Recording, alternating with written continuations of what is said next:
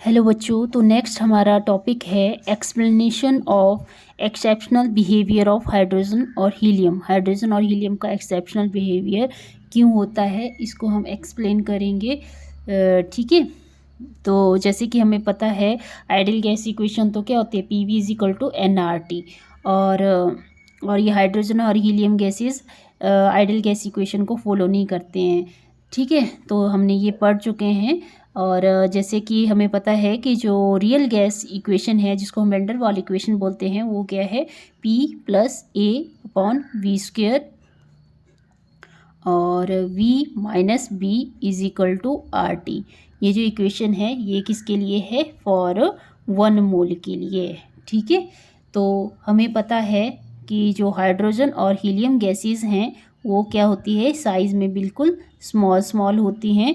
और ये जो गैसेस हैं एक दूसरे से बहुत दूर होती हैं, जिसकी वजह से इसमें जो इंटरमॉलिक्यूलर फोर्सेस ऑफ अट्रैक्शन लगती हैं वो भी नेग्लिजिबल होती हैं या बहुत स्मॉल लगती हैं इंटरमॉलिक्यूलर फोर्सेस, जिसकी वजह से जो ये वाला फैक्टर है इसमें ये नेग्लेक्ट हो जाता है। ठीक है, तो क्या लिखेंगे इसमें, the molecules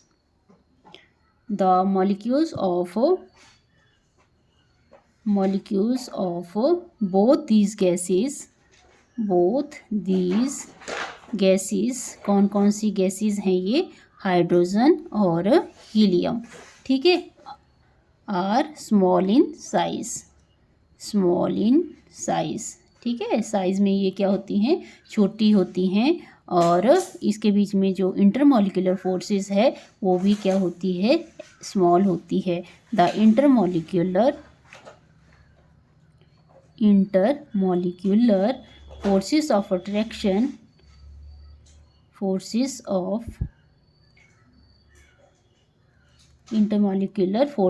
attraction in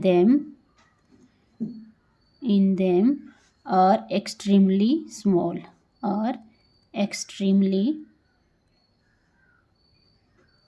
small, या हम क्या बोल सकते हैं कि ये नेग्लिजिबल होती हैं, नेग्लिजिबल। ठीक है, इसका क्या मतलब हुआ, अगर intermolecular forces of attraction negligible होती हैं तो ये क्या है, ये जो ए अपॉन वी स्क्वेयर की वैल्यू है ये क्या कर सकते हैं हम, नेग्लेक्ट कर सकते हैं। This means that A is very small,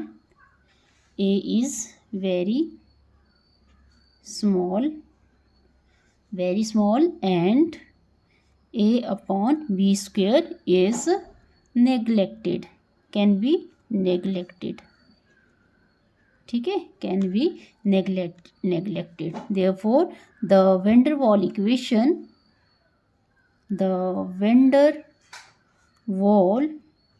Waals equation for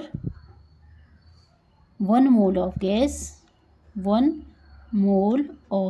gas क्या है, P plus a upon V square V minus b is equal to R T. तो यहाँ पे ये वाला जो वैल्यू है ये क्या हो जाएगी, नेग्लेक्ट हो जाएगी, क्योंकि ये जो गैसेस हैं ये बहुत दूर हैं, इनके बीच में इंटरमॉलिक्यूलर फोर्सेस ऑफ अट्रैक्शन बहुत थोड़ी होगी, या इसको हम क्या कर सकते हैं, नेग्लिजिबल कर सकते हैं। तो ये केस नेग्लिजिबल हो जाएगा, तो यहाँ बचेगा V minus b is equal to R T. ठीक है, तो P V minus P b, मतलब पहले इससे मल्टीप्लाई करेंगे फिर इससे, पी बी, ये माइनस का साइन लगा दिया, और P b is equal to R T. ठीक है, इसके बाद क्या हो जाएगा, अगर हम क्या करते हैं, पी बी को एक साइड ले जाते हैं और R T plus P b. ठीक है, अब हमें पता है, इस इक्वेशन को नंबर 1 दे दें तो हमें पता है P V upon R T क्या होता है, कंप्रेसिबिलिटी फैक्टर होता है। तो हमें क्या करना पड़ेगा, अगर हम इस इक्वेशन को दोनों साइड से आर टी से डिवाइड कर देते हैं तो क्या करेंगे, dividing equation number 1 by both side by are T. ठीक है, आर टी से डिवाइड कर देंगे तो क्या आ जाएगा, P V upon R T is equal to R T upon R T plus P V upon R T. ठीक है, तो यहाँ पे देखो ये वाली चीज़ तो कट गई। P V upon R T क्या होता है, कंप्रेसिबिलिटी फैक्टर, जिसको हम जेड से डिनोट करते हैं। तो 1 plus P V upon R T. तो इस इक्वेशन से तो क्लियर होता है कि ये इक्वेशन क्या कर रही है, वैन डर वाल इक्वेशन को फॉलो कर रही है। तो it is quite clear that z is greater than 1। z क्या है, ग्रेटर देन, मतलब 1 में क्या हो रहा है, ऐड, कुछ ना कुछ चीज़ ऐड हो रही है, तो z की वैल्यू क्या होगी, हमेशा ग्रेटर होगी इस केस में।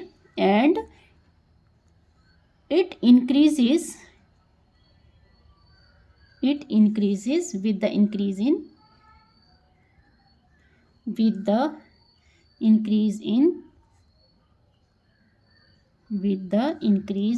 in the value of p। ठीक है, तो ठीक है, अगर आपको वीडियो अच्छा लगा तो प्लीज़ वीडियो को लाइक करें, शेयर करें, सब्सक्राइब करें चैनल को। और इसी के साथ थैंक यू और हैव अ नाइस डे।